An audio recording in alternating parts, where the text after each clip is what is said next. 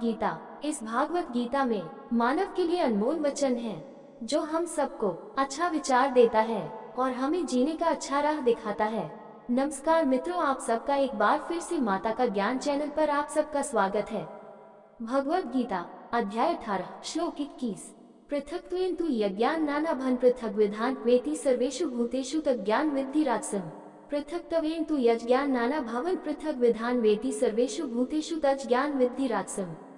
पृथक्त्वेन असंबद्ध तु तथापि यत् जो ज्ञानम ज्ञान नाना भवन विविध सत्ताएं पृथक विधान विविधता का व्यक्ति विचार करे सर्वेषु सर्वथा भूतेषु जीव तत्व ज्ञानम ज्ञान विद्धि जानना राजसम प्रजोगुण में। पृथक्त्वेन तु यज्ञान नाना भवन पृथक विधान वेति सर्वेषु भूतेषु तज्ज्ञान विद्धि राजसम्। अनुवाद, उस ज्ञान को रजोगुण में माना जाना चाहिए जिसके द्वारा व्यक्ति विविध शरीरों में अनेक जीवों को व्यक्तिगत और असंबद्ध के रूप में देखता है। श्री कृष्ण अब राजसिक ज्ञान बताते हैं। उस ज्ञान को रजोगुण में कहा जाता है जहाँ संसार को ईश्वर के साथ जोड़कर नहीं देखा जाता है और इस प्रकार जीवित प्राणियों को जाति वर्ग पंथ संप्रदाय राष्ट्रीयता आदि के भेद के साथ उनकी बहुलता में देखा जाता है। ज्ञान एक मानव समाज को असंख्य रेखाओं में विभाजित करता है। जब ज्ञान एकजुट होता है तो वह सतोगुण में होता है और जब ज्ञान विभाजित होता है तो वह रजोगुण में होता है। भगवत गीता अध्याय 18 श्लोक 22। यत्तु कृत्स्नवदेकस्मिन् कार्ये सक्तम् हेतुकम् अतत्त्वार्थवद च तत्तं समुदाहृतम्। यत्तु कृत्स्नवदेकस्मिन् कार्ये सक्तम् हेतुकम् अतत्त्वार्थवद च तत्तं समुदाहृतम्। यच्चो तु परंतु कृत्स्नवत् मानो वह संपूर्ण को समाहित कर लेता है। एकस्मिन् एकल में कार्य क्रिया सक्तम तल्लीन अहेतुकम बिना किसी कारण के अतत्व अर्थवत सत्य पर आधारित नहीं अल्पम खंडित च तथा तत्व तमसम अज्ञान की अवस्था में उदाहृतम कहा गया है। यत्तु कृत्स्नवद एकस्मिन् कार्ये सक्तम अहेतुकम तत्वार्थवद अल्पम च तमसम उदाहृतम। अनुवाद, उस ज्ञान को अज्ञान की अवस्था में कहा जाता है जहाँ व्यक्ति एक खंडित अवधारणा में खो जाता है जैसे कि यह संपूर्ण को समाहित करता है और जो न तो तर्क पर आधारित है और न ही सत्य पर आधारित है। जब बुद्धि तमोगुण के प्रभाव में सुस्त हो जाती है तो वह एक खंडित अवधारणा से चिपक जाती है जैसे कि वह पूर्ण सत्य हो। ऐसे विचारों वाले लोग अक्सर उस चीज के प्रति कट्टर हो जाते हैं जिसे वे पूर्ण सत्य मानते हैं। उनकी समझ आमतौर पर तर्कसंगत भी नहीं होती है, न ही धर्मग्रंथों या वास्तविकता पर आधारित होती है और फिर भी वे उत्साहपूर्वक अपनी मान्यताओं को दूसरों पर थोपने की इच्छा रखते हैं। मानव जाति के इतिहास में बार बार धार्मिक कट्टरपंथियों को देखा गया है जो स्वयं को ईश्वर के स्वनियुक्त चैंपियन और विश्वास के रक्षक के रूप में कल्पना करते हैं। वे कट्टरता पूर्वक धर्मांतरण करते हैं और उसी प्रकार की बुद्धि वाले कुछ अनुयायियों को ढूंढते हैं जिससे अंधों द्वारा अंधों का नेतृत्व करने की घटना उत्पन्न होती है। हालांकि भगवान और धर्म की सेवा के नाम पर वे समाज में व्यवधान पैदा करते हैं और इसके सामंजस्यपूर्ण विकास में बाधा डालते हैं। भगवत गीता अध्याय 18 श्लोक 23। नियतम संग्रहीमृतम रागद्वेषत कृतम अफलप्सुनकर्मयत् सात्विकम् उच्यते। नियतम संग्रहित अर्धद्वेषत कृत अफलप्राप्सुनकर्मयत् तत् सात्विकम् उच्यते। नियतम शास्त्रानुसार संग्रहितम आसक्ति से मुक्त अर्धद्वेष राग और द्वेष से मुक्त कृतम हो गया अफलाप्रीपसुना पुरस्कार की इच्छा के बिना कर्म क्रिया यत् जो तत्व सात्विकम सत्वगुण में उच्यते कहा जाता है। नियतम संग्रहितम अर्धद्वेषतः कृतम अफलाप्राप्सुना कर्मयत् तत् सात्विकम् उच्यते। अनुवाद, जो कर्म शास्त्रों के अनुसार हो राग और द्वेष से मुक्त हो और पुरस्कार की इच्छा के बिना किया गया हो वह सत्वगुणी होता है। ज्ञान के 3 प्रकार बताने के बाद श्री कृष्ण अब 3 प्रकार के कर्मों का वर्णन करते हैं। इतिहास के पन्नों में अनेक समाजशास्त्रियों एवं दार्शनिकों ने उचित कार्य क्या है इस संबंध में अपनी राय दी है। इनमें से कुछ महत्वपूर्ण और उनके दर्शनों का उल्लेख यहाँ किया गया है। 1. ग्रीस के एपिक्यूरियन 3री शताब्दी ईसा पूर्व का मानना था कि खाओ पियो और मौज करो सही कार्रवाई थी। 2. इंग्लैंड के हॉब्स 1588-1679 और फ्रांस के हेलवेटियस 1715-1771 का दर्शन अधिक परिष्कृत था।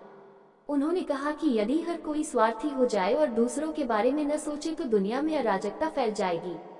इसलिए उन्होंने सुझाव दिया कि व्यक्तिगत इंद्रिय तृप्ति के साथ साथ हमें दूसरों का भी ध्यान रखना चाहिए।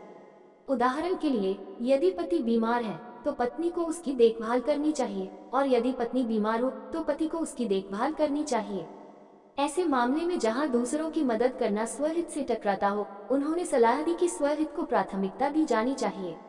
3. जोसेफ बटलर 1692-1752 का दर्शन इससे भी आगे चला गया। उन्होंने कहा कि अपने स्वार्थ की पूर्ति के बाद दूसरों की सेवा करने का विचार गलत है। दूसरों की मदद करना एक स्वाभाविक मानवीय गुण है। शेरनी भी खुद भूखी रहकर अपने बच्चों को खाना खिलाती है, इसलिए दूसरों की सेवा को हमेशा प्राथमिकता देनी चाहिए। हालांकि बटलर की सेवा की अवधारणा भौतिक कष्टों के निवारण तक ही सीमित थी। उदाहरण के लिए, यदि कोई व्यक्ति भूखा है तो उसे खाना खिलाना चाहिए, लेकिन इससे वास्तव में समस्याओं का समाधान नहीं होता, क्योंकि 6 घंटे के बाद व्यक्ति को फिर से भूख लगती है। 4. बटलर के बाद जेरेमी बेंथम 1748-1832 और जॉन स्टुअर्ट मिल 1806-1873 आए। उन्होंने बहुसंख्यकों के लिए सर्वोत्तम कार्य करने के उपयोगितावादी सिद्धांत की सिफारिश की। उन्होंने उचित व्यवहार के निर्धारण के लिए बहुमत की राय का पालन करने का सुझाव दिया, लेकिन यदि बहुमत गलत या पथभ्रष्ट है तो ये दर्शन विफल हो जाता है, क्योंकि 1000 अज्ञानी लोग मिलकर भी एक विद्वान व्यक्ति के विचार की गुणवत्ता की बराबरी नहीं कर सकते। अन्य दार्शनिकों ने अंतरात्मा की आज्ञा का पालन करने की अनुशंसा की। उन्होंने सुझाव दिया कि यह उचित व्यवहार निर्धारित करने में सबसे अच्छा मार्गदर्शक है।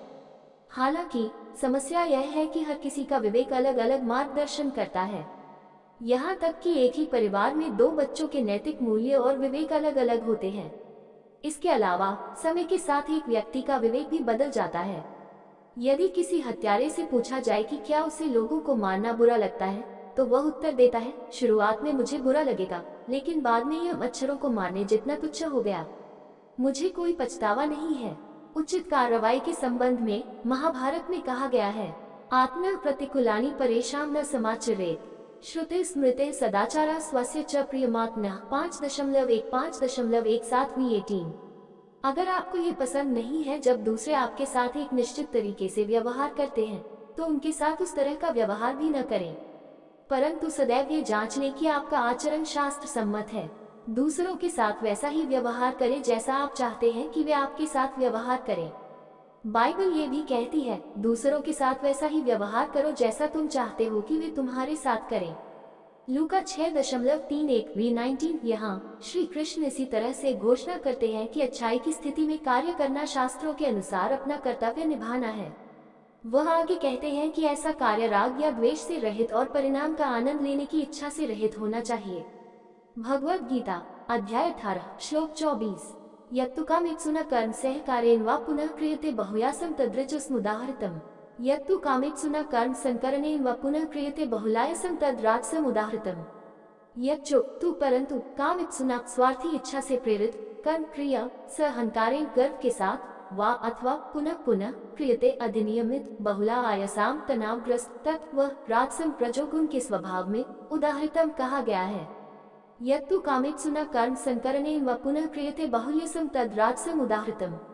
अनुवाद, जो कार्य स्वार्थी इच्छा से प्रेरित होते हैं, गर्व के साथ किए जाते हैं और तनाव से भरे होते हैं, वे जुनून की प्रकृति में होते हैं।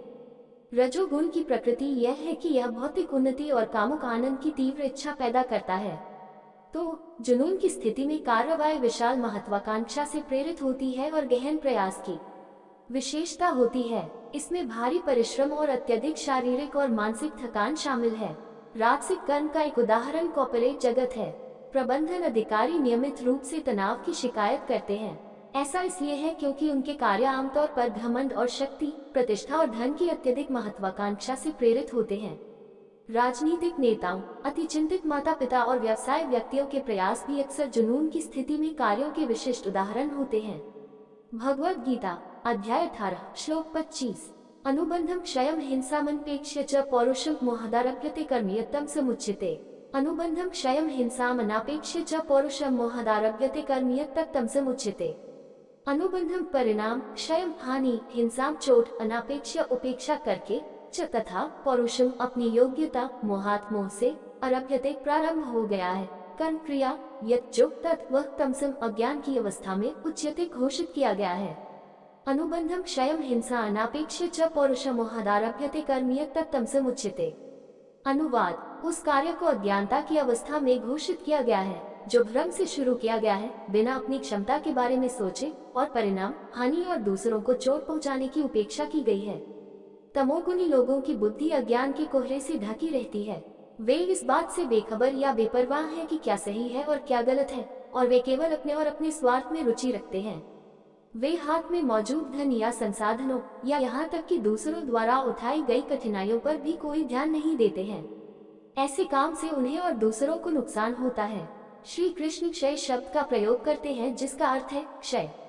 तामसिक कर्म से व्यक्ति का स्वास्थ्य और जीवन शक्ति नष्ट हो जाती है।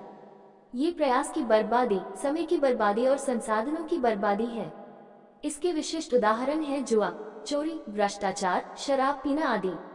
वीडियो आपको अच्छा लगा हो तो लाइक, शेयर, सब्सक्राइब जरूर करें। धन्यवाद।